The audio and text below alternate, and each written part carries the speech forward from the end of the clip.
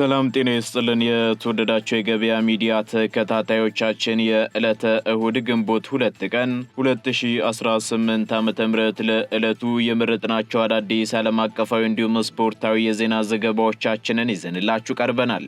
የዜና ዘገባዎቻችንን ስፖንሰር ያደረገልን አጋራችን ደግሞ የሮሃ ፎሬክስ ቢሮ ነው። በቅድሚያም አርዕስቶችን እስራኤል በኢራን ላይ የምታካሄደውን የአየር ጥቃት ለማጠናከር በሚል በኢራቅ በረሃ ውስጥ ሚስጥራዊ የጦር ሰፈር መስርታ እንደነበርና ይህንኑ መነሻ በማድረግም ጥቃቶችን ስትከላከል መቆየቷን ሾልከው የወጡ መረጃዎች አመላከቱ። ይህ ወታደራዊ ሰፈርም ለእስራኤል የአየር ኃይል ሎጂስቲክ ድጋፍ ከመስጠቱም ባለፈ በኢራን ላይ ጥቃት የሚፈጽሙ አብራሪዎች አደጋ ሲገጥማቸው ፈጣን የፍለጋና የማዳን ስራ እንዲያከናውኑ ልዩ ኃይሎች ተሰማርተውበት እንደነበር ተነግሯል። በዝርዝር እናጋራችኋለን። ኢራንና ሩሲያ በምዕራባውያን ሀገራት የተጣለባቸውን የኢኮኖሚ ማዕቀብ ለመቋቋምና የንግድ ልውውጣቸውን ለማሳለጥ የሚያስችላቸውን አዲስ የውሃና የየብስ የንግድ መስመር በጋራ እየገነቡ መሆኑ ተሰምቷል። የአሜሪካና የአውሮፓ መንግስታት በበኩላቸው የዚህ የንግድ መስመር መጠናከር የጦር መሳሪያ ዝውውርን የሚያፋጥንና ማዕቀቦችን ዋጋ የሚያሳጣ ነው በሚል ስጋታቸውን እየገለጹ ይገኛሉ ተብሏል። በዝርዝር የምትሰሙት መረጃችን ነው። ኢራን በክልሉ በሚገኙ የአሜሪካ የጦር ሰፈሮችና በጠላት መርከቦች ላይ አዲስ እርምጃ እንደምትወስድ አስታወቀች። ይህ የኢራን የማስጠንቀቂያ መልእክት የተላለፈው ደግሞ አሜሪካ በኦማን ባህረ ሰላጤ ላይ የኢራን ናቸው የተባሉ ሁለት የነዳጅ ጫኝ መርከቦች ላይ ጥቃት መፈጸሟን ተከትሎ ነው ተብሏል። በዝርዝር ይዘነዋል። የሩሲያው ፕሬዝዳንት ቭላዲሚር ፑቲን ትናንት በሞስኮ በቀይ አደባባይ የተካሄደውን 81ኛውን የናዚ ጀርመን ድል በዓልን ተከትሎ ለጋዜጠኞች በሰጡት መግለጫ ከዩክሬን ጋር የሚካሄደው የጦርነት ጉዳይ ወደ ማብቂያው እያመራ ይመስለኛል ሲሉ ተናገሩ። ሆኖም አሁንም ቢሆን ግን ከፍተኛ ጥንቃቄ የሚያስፈልገው ከባድ ጉዳይ ነው ሲሉ ተደምጠዋል። በዝርዝር የምናጋራችሁ መረጃችን ነው። የተወደዳችሁ የገበያ ሚዲያ ተከታታዮቻችን እነዚህንና ስፖርታዊ መረጃዎችን ጨምሮ ሌሎች ለዕለቱ የመረጥናቸው ዜናዎቻችንን ይዘንላችኋል። አሁን ደግሞ በዝርዝር ወደምንመለከታቸው መረጃዎቻችን እናልፋለን።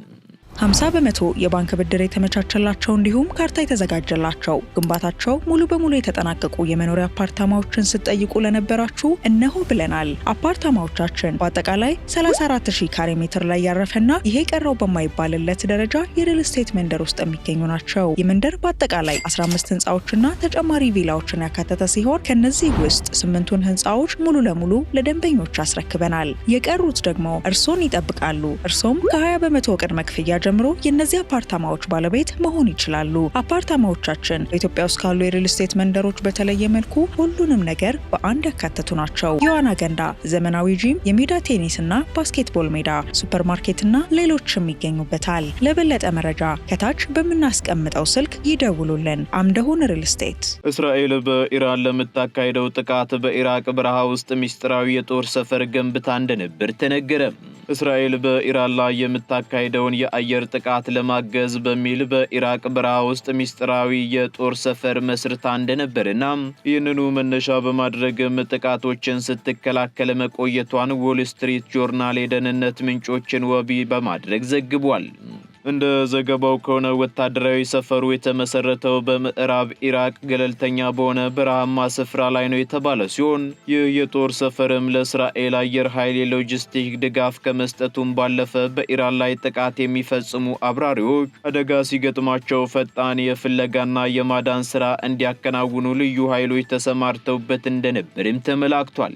በሪፖርቱ ላይ እንደተጠቀሰው ከሆነ ደግሞ የአሜሪካ መንግስት ስለ ሰፈሩ መኖር አስቀድሞ እውቅና የነበረው ሲሆን ሚስጥራዊነቱ የተጠበቀውም ለረጅም ጊዜ እንደነበር ተገልጿል።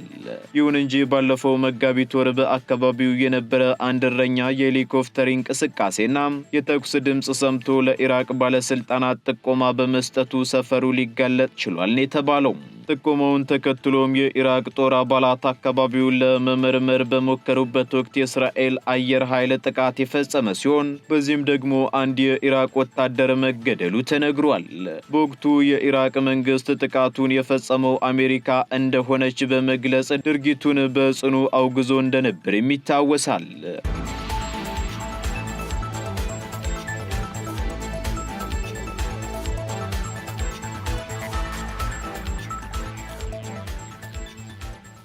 ባህሬን ከኢራን አብዮታዊ ዘብ ጋር ግንኙነት አላቸው የተባሉ 41 ሰዎችን በቁጥጥር ስር አዋለች። የባህሬን የሀገር ውስጥ ጉዳይ ሚኒስትር ከኢራን አብዮታዊ ዘብ ጋር ግንኙነት አለው በተባለው ቡድን ውስጥ አባል የሆኑ 41 ግለሰቦችን በቁጥጥር ስር መዋሉን አስታውቋል። ሚኒስትሩ በወጣው መግለጫ እንዳመላከተው በቁጥጥር ስር የዋሉት ግለሰቦች የሽብር ተግባርን በማቀናጀትና ለኢራን ወረራ ድጋፍ በመስጠት ወንጀል የተጠረጠሩ የድርጅቱ ዋና አካላት ናቸውም ብሏል።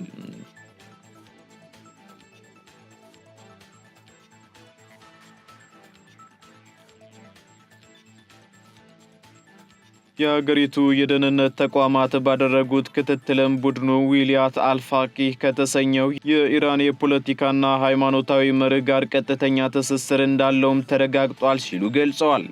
ግለሰቦቹ በውጭ ሀገራት የስለላ ተግባራት ላይ መሰማራታቸውን የገለጸው መግለጫው የባህሬን የህዝብ አቃቤ ሕግ በጉዳዩ ላይ ትልቅ ምርመራ እያካሄደ እንደሚገኝም አክሎ ገልጿል።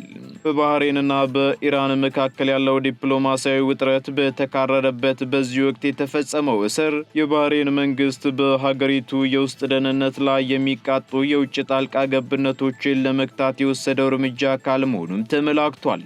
የባህሬን መንግስት በቅርቡ በተመሳሳይ ምክንያት ለኢራን ድጋፍ ሰጥቷል የተባሉ 69 ግለሰቦችን ዜግነት መሰረዙ ይታወሳል።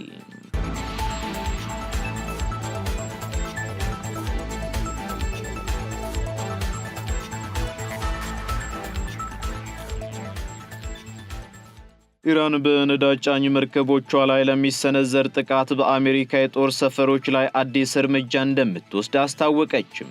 የኢራን አብዮታዊ ዘብ ባወጣው መግለጫ የአሜሪካ ጦር በኢራን የነዳጅ ጫኝ መርከቦች ላይ ጥቃት የሚሰነዝር ከሆነ በክልሉ በሚገኙ የአሜሪካ የጦር ሰፈሮችና በጠላት መርከቦች ላይ ያጸፋ እርምጃ እንደሚወስድ አስጠንቅቋል። ይህ የማስጠንቀቂያ መልእክት የተላለፈው ደግሞ አሜሪካ በኦማን ባህረ ሰላጤ ላይ የኢራን ናቸው የተባሉ 2 የነዳጅ ጫኝ መርከቦች ላይ ጥቃት መፈጸሟን ተከትሎ ነው። በሌላ በኩል ዋሽንግተን ለጥቃቱ እንደ ምክንያት ያቀረበችው መርከቦቹ የተሰጣቸውን ዓለም አቀፍ የንግድ ማዕቀብ ጥሰው ለማለፍ በመሞከራቸው እንደሆነ ገልጻለች። የኢራን መንግስት የዜና ማሰራጫዎች እንደዘገቡት ከሆነ ደግሞ የባህር ኃይል አዛዦች በማንኛውም የኢራን ንብረት ላይ የሚሰነዘር ጥቃት ቀይ መስመርን ማለፍ እንደሆነና ይህም ደግሞ አሜሪካ በቅርብ ርቀት በሚገኙ ሀገራት ላይ የመሰረተቻቸውን የጦር ሰፈሮች ኢላማ ውስጥ እንደሚያስገቧቸውም አስታውቀዋል። በዚህም ማንኛውም በንግድ መርከቦቻችን ላይ የሚቃጣ ጥቃት በጠላት መርከቦች ላይ ከባድ ዋጋ ያስከፍላል ሲሉ ከፍተኛ ወታደራዊ መኮንኖች ዝግጅታቸውን ገልጸዋል። ይህ የቃላት ምልልስና ወታደራዊ ውጥረት የመጣው ደግሞ ሁለቱ ሀገራት ለ1 ወር የሚቆይ የተኩስ አቁም ስምምነት አድርገው በነበረበት ወቅት መሆኑ ደግሞ ሁኔታውን ይበልጥም አሳሳቢ አድርጎታል። ፕሬዝዳንት ዶናልድ ትራምፕ በበኩላቸው ስምምነቱ አሁንም ጸንቶ እንደሚገኝ ቢናገሩም ቴሄራን ግን ዋሽንግተን ስምምነቱን በተደጋጋሚ እየጣሰች ነው ስትል ከሳለች።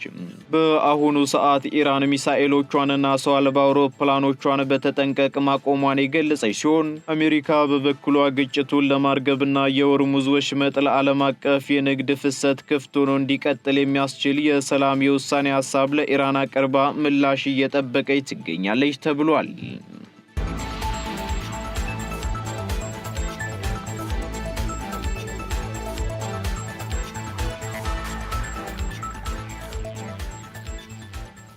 ኢራንና ሩሲያ የተጣለባቸውን ማዕቀብ ለመቋቋምና የንግድ ልውውጣቸውን ለማሳለጥ አዲስ የውሃ መስመር እየገነቡ ነው ተባለም። ኢራንና ሩሲያ በምዕራባውያን ሀገራት የተጣለባቸውን የኢኮኖሚ ማዕቀብ ለመቋቋምና የንግድ ልውውጣቸውን ለማሳለጥ የሚያስችል አዲስ የውሃና የየብስ የንግድ መስመር በጋራ እየገነቡ መሆኑ ተገልጿል።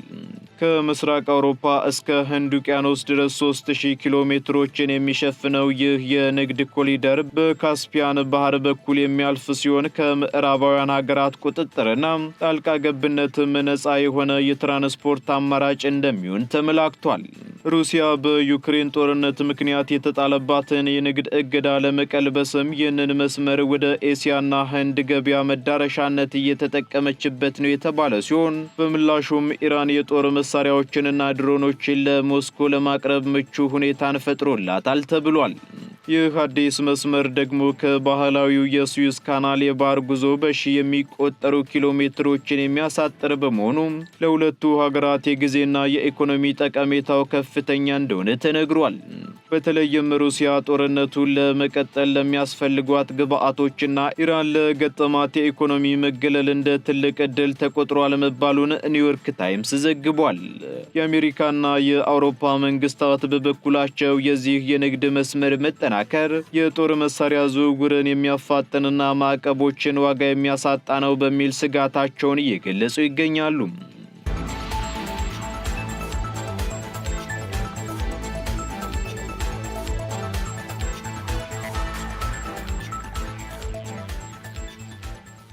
ፕሬዝዳንት ቭላድሚር ፑቲን የዩክሬን ጦርነት ወደ ማብቂያው እየተቃረበ ነው ሲሉ ገለጹ። የሩሲያው ፕሬዝዳንት ቭላድሚር ፑቲን በዩክሬን ለሁለት ዓመታት ገደማ የዘለቀው ጦርነት ወደ ማብቂያው ምዕራፍ እየተቃረበ መሆኑን በትናንትናው ዕለት አስታውቀዋል። ፕሬዝዳንቱ ይህንን የተናገሩት ደግሞ ትላንት በሞስኮ በቀይ አደባባይ የተካሄደውን 81ኛውን የናዚ ጀርመን ድል በዓል ተከትሎ ለጋዜጠኞች በሰጡት መግለጫ ነው። ፕሬዝዳንት ፑቲን በመግለጫቸው ጉዳዩ ወደ ማብቂያው እያመራ ይመስለኛል፣ ሆኖም አሁንም ቢሆን ግን ከፍተኛ ጥንቃቄ የሚያስፈልገው ከባድ ጉዳይ ነው ሲሉ ተደምጠዋል። ፕሬዝዳንቱ ጦርነቱን በሰላማዊ መንገድ ለመቋጨት ያላቸውን ፍላጎት ቢገልጹም ከዩክሬኑ ፕሬዝዳንት ቮሎዲሚር ዜሌንስኪ ጋር በሶስተኛ ሀገር ለመገናኘት የሰላም ስምምነቱ ቅድመ ሁኔታዎች አስቀድመው መጠናቀቅ እንዳለባቸው አሳስበዋል። የፑቲን መግለጫ የተሰማው በአሜሪካ አሸማጋይነት ለ3 ቀናት የሚቆይ የተኩስ አቁም ስምምነት በታወጀበት ወቅት ቢሆንም በጦር ግንባር ላይ ግን ግጭቶች አሁንም መቀጠላቸው ተነግሯል። ሁለቱም ወገኖች አንዱ ሌላኛውን የተኩስ አቁም ስምምነቱን ጥሷል በሚል እየተወነጃጀሉ ሲሆን በተለያዩ አካባቢዎች የድሮን ጥቃቶች መፈጸማቸውም ተዘግቧል። የዘንድሮው የድል ቀን በዓል በሞስኮ ሲከበር የታየው ወታደራዊ ትርኢት ደግሞ ከወትሮው የቀነሰ ነው የተባለ ሲሆን ሩሲያ ከባድ የጦር መሳሪያዎች በጦር ግንባር ላይ አስፈላጊ በመሆናቸው በሰልፉ ላይ እንዳልተካተቱ ገልጻለች።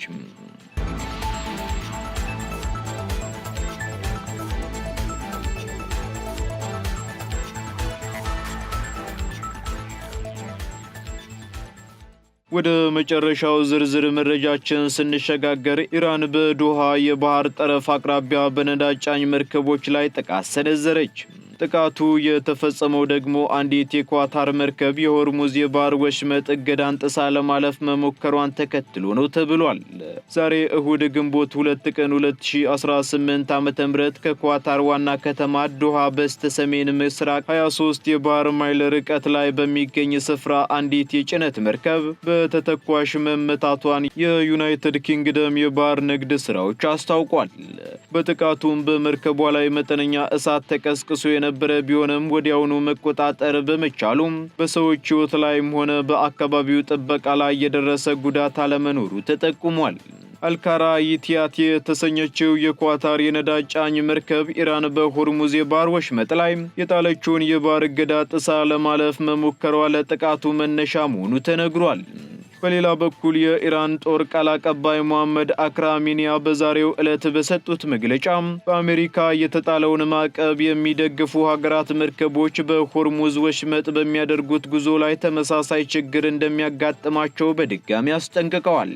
በኢራንና በአሜሪካ መካከል ያለው ውጥረት እያየለ በመምጣቱም የኢራን አብዮታዊ ዘብ የሀገሪቱ መርከቦች ጥቃት የሚሰነዘርባቸው ከሆነም በክልሉ በሚገኙ የአሜሪካ የጦር ሰፈሮች ላይ ጠንካራ የአጸፋ እርምጃ እንደሚወስድም ዝቷል። በአሁኑ ሰዓት በአካባቢው የሚንቀሳቀሱ መርከቦችም ከፍተኛ ጥንቃቄ እንዲያደርጉ የባህር ደህንነት ተቋማት እያሳሰቡ ይገኛሉ።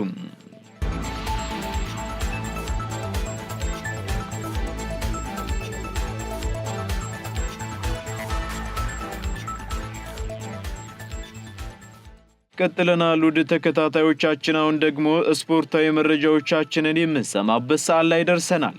ወቅታዊ ስፖርታዊ መረጃዎችን ደግሞ መኮንን አልማው አዘጋጅቷቸዋል። ተከታትለን እንመለስ። አመሰግናለሁ መላኩ። እንደምንውላችኋል ውድ የገበያ ሚዲያ ቤተሰቦቻችን፣ እነሆ የሰዓቱን ስፖርታዊ ዜናዎች ይዤላችሁ ቀርቤያለሁ። የ31ኛ ሳምንት የሲቢኤ ኢትዮጵያ ፕሪሚየር ሊግ የመጀመሪያ ቀን ጨዋታዎች ትላንት ተከናውነዋል። አዳማ ከተማዎች ከ10 ጨዋታዎች በኋላ ከድል ጋር ሲታረቁ መቻል ከመሪው ጋር ያለውን የነጥብ ልዩነት የሚያጠብበትን እድል አባክኗል። በአዲስ አበባ በተደረጉ ጨዋታዎች ፈረሰኞቹ ሞያማን አብስቶችን፣ ነብሮቹ ደግሞ ሐይቆችን በተመሳሳይ 1-0 አሸንፈዋል። ቅዱስ ጊዮርጊስ መቀለ ሰባ እንደርታን በጸጋ ከድር ብቸኛ ግብ 1-0 ረቷል። አዳማ ከተማ ከ10 ጨዋታዎች በኋላ ከድል ጋር ሲታረቅ ምድረገነት ሽረን 4-0 በሆነ ውጤት አሸንፏል። የአዳማ ከተማን የማሸነፊያ ግቦች ሃይደር ሸሪፋ፣ ቢኒያም አይተን፣ አቡበከር ሳኒና ዳዋ ሁቴሳ አስቆጥረዋል። መቻል ከኢትዮጵያ ቡና ጋር እንዲሁ አንድ አቻ ተለያይተዋል። የኢትዮጵያ ቡናን ግብ ቢኒያም ጌታቸው ሲያስቆጥር ለመቻል ብሩክ ማርቆስ ከመረብ አሳርፏል። የ31ኛ ሳምንት የሲቢኤ ኢትዮጵያ ፕሪሚየር ሊግ የሁለተኛ ቀን ጨዋታዎች ዛሬ ቀጥለው ሲደረጉ በአዲስ አበባ ስቴዲየም ቀን 7 ሰዓት ላይ ሸገር ከተማ ከሲዳማ ቡና እንዲሁም 10 ሰዓት ላይ አርባ ምንጭ ከተማ ከወላይታ ዲቻ ይጫወታሉ። በአዳማ ሳይንስና ቴክኖሎጂ ስቴዲየም ደግሞ ቀን 9 ሰዓት ላይ ባህር ዳር ከተማ ከወልዋሎ ዓዲግራት ዩኒቨርሲቲ እንዲሁም አመሻሽ 12 ሰዓት ላይ ኢትዮ ኤሌክትሪክ ከፋሲል ከነማ ይጫወታሉ። የተወዳጁ የእንግሊዝ ፕሪሚየር ሊግ 36ኛ ሳምንት ጨዋታዎች እየተካሄዱ ነው። ትላንት ቀን 8 ሰዓት ከ30 ላይ በተደረገ ተጠባቂ ጨዋታ ሊቨርፑልና ቼልሲ አንድ አቻ በሆነ ውጤት አጠናቀዋል። የሊቨርፑልን ግብ ራያን ግራቨንበርች ሲያስቆጥር ኢንዞ ፈርናንዴዝ ቼልሲን አቻ አድርጓል። ያለፉትን 7 የሊግ ጨዋታዎች ማሸነፍ ያልቻለው ቼልሲ አሁንም በድል አልባ ጉዞ የቀጠለ ሲሆን በ6ቱ ሲሸነፍ ትላንት በአንዱ አቻ ወጥቷል። በዚህም ሰማያዊዎቹ በ49 ነጥቦች ከሻምፒዮንስ ሊጉ የተሳትፎ ቦታ ርቀው 9ኛ ላይ ሲቀመጡ ሊቨርፑል በበኩሉ በ59 ነጥቦች 4ኛ ላይ ነው። ትላንት በተደረገ ሌላ የፕሪሚየር ሊግ መርሃ ግብር ማንቸስተር ዩናይትድ ከሰንደርላንድ ጋር ያደረጉትን ጨዋታ 0-0 በሆነ ውጤት አጠናቀዋል። ባለፈው ሳምንት ሊቨርፑልን በማሸነፍ ለሻምፒዮንስ ሊግ መድረክ መብቃቱን ያረጋገጠው ማንቸስተር ዩናይትድ ከ3 ተከታታይ ድል በኋላ ነጥብ ጥሏል። በሌሎች ጨዋታዎች በርንማውዝ ፉልሃምን 1-0 ሲረታ ብራይተን ወልብስን 3-0 ማሸነፍ ችሏል። የዋንጫ ተፎካካሪ ማንቸስተር ሲቲ በበኩሉ ብሬንትፎርድን 3-0 ድል በማድረግ ከሊጉ መሪ አርሰናል ያለውን የነጥብ ልዩነት ወደ 2 ዝቅ አድርጓል። ጀርሚ ዶኩ፣ ኤርሊንግ ሃላንድና ማርሙሽ የማንቸስተር ሲቲን የማሸነፊያ ግቦች ሲያስቆጥሩ ሃላንድ በውድድር ዘመኑ ያስቆጠራቸውን ግቦች 26 አድርሷል። በሌሎች የአውሮፓ ሊጎች ትላንት የተደረጉ ጨዋታዎች ውጤት በጣሊያን ሴሪያ ኤ ካግላሪ በሜዳው በዩዲኔዝ 2-0 ሲሸነፍ ኢንተርም እንዲሁ በተመሳሳይ ከሜዳ ውጭ ተጉዞ ላዚዮን 3-0 አሸንፎ ተመልሷል። ጁቬንቱስ በበኩሉ ወደ ሊቻ አምርቶ 3 ነጥብ ይዞ ተመልሷል። በጀርመን ቡንደስሊጋ አውግስበርግ ሞንቸግላድባህን አስተናግዶ 3-1 ሲያሸንፍ ቨርደር ብሬሜንን ያስተናገደው ሆፈኔም 1-0 ረቷል። አርቢ ሌፕዚንግ በበኩሉ ሴንት ፓውሊን 2-1 ሲያሸንፍ ስቱትጋርት ባየር ሊቨርኩሰንን ጋብዞ 3-1 ረቷል። ባየር ሙኒክ ወደ ወልብስበርግ አምርቶ 1-0 በማሸነፍ 3 ነጥብ ይዞ ተመልሷል። በስፔን ላሊጋ ኤልቼ ከአላቤስ አንዳቻ ሲለያዩ ሴቪያ ኤስፓኞልን 2-1 ረቷል። አትሌቲኮ ማድሪድ በበኩሉ በሜዳው በሴልታ ቪጎ 1-0 የተሸነፈ ሲሆን ሪያል ሶሲዳድ ከሪያል ቬትስ 2 አቻ ጨዋታቸውን ቋጭተዋል። በአሜሪካ ሜጀር ሊግ ሶከር ኢንተር ሚያሚ ከቶሮንቶ ያደረገውን መርሃ ግብር 4-2 በሆነ ውጤት አሸንፏል። የኢንተር ሚላንን የድል ግቦች ሊዮኔል አንድሬስ ሜሲ፣ ዲ ፓውል ሬጉይሎን እና ሉዊስ ሱዋሬዝ አስቆጥረዋል። አርሴዝ አባል የቶሮንቶን ከሽንፈት ያልታደጉ 2 ግቦችን ከመረብ አሳርፏል። አርጀንቲናዊ ተጫዋች ሊዮኔል አንድሬስ ሜሲ በጨዋታው የጨዋታው ኮከብ በመባል ተመርጧል። ሊዮኔል ሜሲ በውድድር ዓመቱ 9ኛ የሜጀር ሊግ ሶከር ጎሉን አስቆጥሯል። ሊዮኔል ሜሲ በአሜሪካ ሜጀር ሊግ ሶከር በአነስተኛ ጨዋታዎች ወይም 64 ጨዋታዎችን አድርጎ 100 የግብ ተሳትፎ ያደረገ ቀዳሚው ተጫዋች በመሆን ታሪክ ጽፏል። ኢንተር ሚላን በ22 ነጥቦች በሊጉ 2ኛ ሲሆን ቶሮንቶ በ14 ነጥቦች 8ኛ ደረጃ ላይ ተቀምጧል። ዛሬ የሚደረጉ የታላላቅ የአውሮፓ ሊግ ጨዋታዎች ዛሬም ቀጥሎ ይደረጋሉ። በዕለቱ የእንግሊዝ ፕሪሚየር ሊግ የ36ኛ ሳምንት መርሃ ግብር አመሻሽ 12 ሰዓት ከ30 ላይ ዌስትሃምና አርሰናል የሚያደርጉት ጨዋታ ይጠበቃል። ከዚህ ፍልሚያ ቀደም ብሎ በተመሳሳይ 10 ሰዓት ላይ በርንሌይ ከአስቶን ቪላ፣ ክሪስታል ፓላስ ከኤቨርተንና ኖቲንጋም ፎረስት ከኒውካስል ዩናይትድ ይጫወታሉ። በጣሊያን ሴሪያ ኤ ቀን 8 ሰዓት ከ30 ቬሮና ከኮሞ፣ 10 ሰዓት ላይ ክሬሞንሴ ከፒሳ እንዲሁም ፊዮሬንቲና ከጄኖዋ ሲጫወቱ ምሽት 1 ሰዓት ላይ ፓርማ ከሮማ እንዲሁም ማታ 3 ሰዓት ከ45 ላይ ኤሲ ሚላን ከአታላንታ ተጠባቂውን ጨዋታ ያደርጋሉ። በጀርመን ቡንደስሊጋ 3 መርሃ ግብሮች ዛሬ የሚከናወኑ ሲሆን ቀን 10 ሰዓት ከ30 ላይ ሃምበርገር ከፍራይቡርግ፣ አመሻሽ 12 ሰዓት ከ30 ሆለን ከሃይናልደም እንዲሁም ምሽት 3 ሰዓት ከ30 ላይ ሜትዝ ከዩኒየን በርሊን ይጫወታሉ። በፈረንሳይ ሊጓን ምሽት በተመሳሳይ 4 ሰዓት ላይ አንገርስ ከስታርስቡርግ፣ አግጀሬ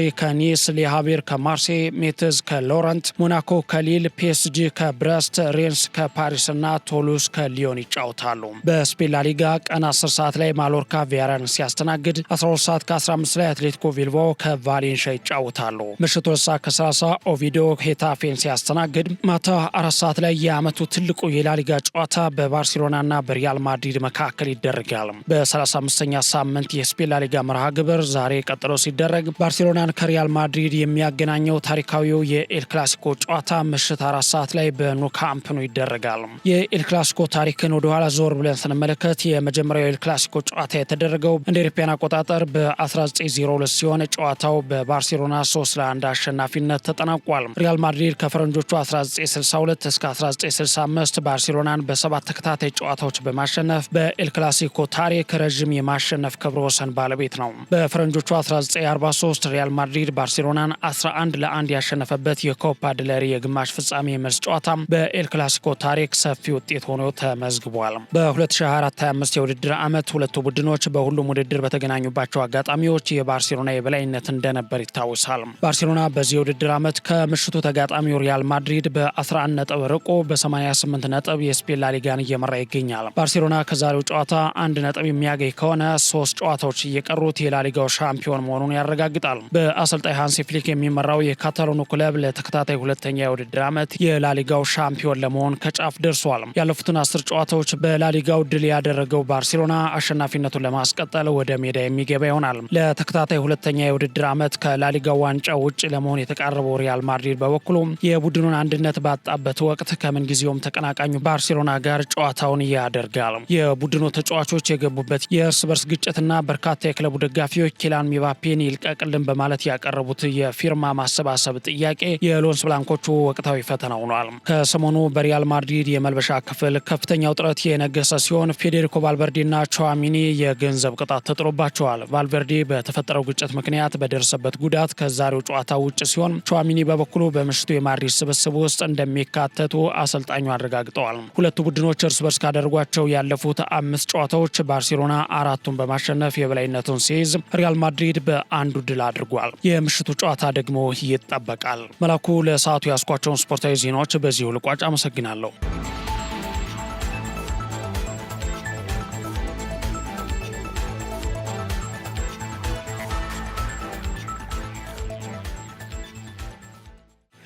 የተወደዳችሁ የገበያ ሚዲያ ተከታታዮቻችን ለዕለቱ የመረጥናቸው መረጃዎቻችን እነዚህን ይመስሉ ነበር።